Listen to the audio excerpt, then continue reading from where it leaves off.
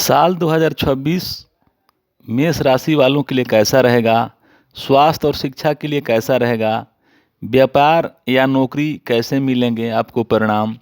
साथ ही हम आपको 2026 के आर्थिक जीवन, प्रेम, विवाह, वैवाहिक जीवन, घर गृहस्थी आदि क्षेत्रों के लिए कैसा रहने वाला है यह बताएंगे। इसके अलावा 2026 के ग्रह गोचर के आधार पर हम आपको कुछ उपाय भी बताएंगे जिन्हें अपनाकर आप संभावित परेशानी या दुविधा का हल भी प्राप्त कर सकते हैं। तो आगे बढ़ने से पहले हमारे चैनल को सब्सक्राइब, लाइक करके कमेंट बॉक्स को जय बजरंग बली लिख कर भर दें ताकि बजरंग बली की कृपा पर सदा बनी रहे। मेष राशि वालों के पारिवारिक जीवन के लिए साल 2026 थोड़ा कमज़ोर रह सकता है। हालांकि दूसरे भाव के स्वामी शुक्र का गोचर आपके लिए अनुकूल रहेगा, लेकिन दूसरे भाव पर शनि ग्रह की दृष्टि का प्रभाव होने के कारण आपको पारिवारिक जीवन से जुड़े मामलों को लेकर बहुत सावधान रहने की सलाह दी जाती है। संभव है कि परिवार का कोई सदस्य बेवजह की जीत पर अड़ा हो, जिसके कारण परिवार का माहौल खराब रह सकता है। इस दौरान आपको भी अपनी वाणी को मधुर और विनम्र बनाने की आवश्यकता होगी ताकि उसी समय विवाद का समाधान हो सके। गृहस्थ जीवन से जुड़े मामलों के लिए 2026 मिला जुला या औसत रह सकता है। साल की शुरुआत से लेकर 2 जून तक बृहस्पति देव आपके तीसरे भाव में रहेंगे, अतः घर गृहस्थी को प्रभावित नहीं करेंगे, बल्कि सप्तम भाव पर उनकी दृष्टि होने से यह आपको मदद ही करना चाहेंगे। मेष राशि के जातकों के लिए साल 2026 औसत रहेगा। द्वादश भाव में शनि का गोचर चंद्र राशि के अनुसार 7.5 को दर्शा रहा है। बता दें कि लग्न भाव के द्वादश भाव में शनि के गोचर को अच्छा नहीं माना जाता है। इस दौरान स्वास्थ्य को लेकर किसी भी तरह की लापरवाही बरतना ठीक नहीं रहेगा।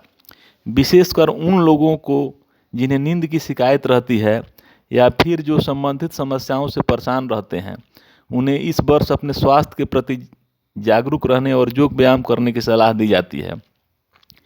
तीसरे भाव में बैठे बृहस्पति देव की उपस्थिति भी इस तरह संकेत कर रही है कि हृदय रोगियों या फिर जिन्हें पहले से कोई स्वास्थ्य समस्या रही है, उन्हें अपनी सेहत को लेकर जागरूक रहना होगा। साथ ही आपको अपनी स्वास्थ्य समस्याओं का सही तरीके से इलाज करवाना होगा। लव लाइफ की बात करें तो यह साल औसत से बेहतर रह सकता है। 5 दिसंबर तक पंचम भाव पर केतु का प्रभाव होगा, जो रिश्ते में आपसी गलतफहमी पैदा करने का काम कर सकता है।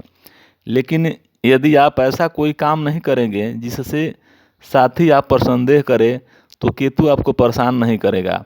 इस अवधि में आप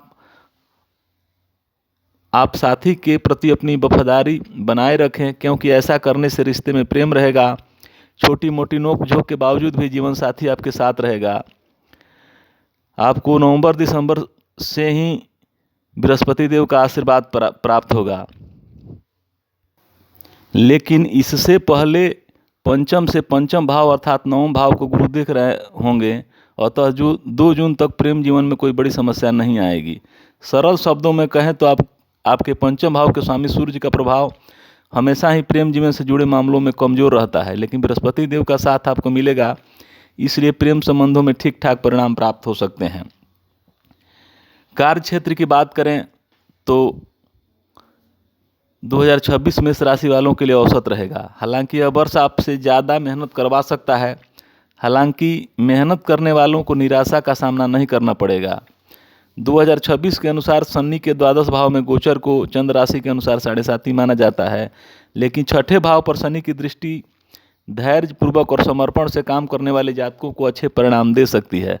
अतः मेहनत करने से कदम पीछे नहीं खींचने हैं, क्योंकि तभी आपको संतोषप्रद परिणाम मिल सकेंगे। वहीं मेहनत से बचने और शॉर्टकट लेने वालों के यह साल निराश कर सकता है।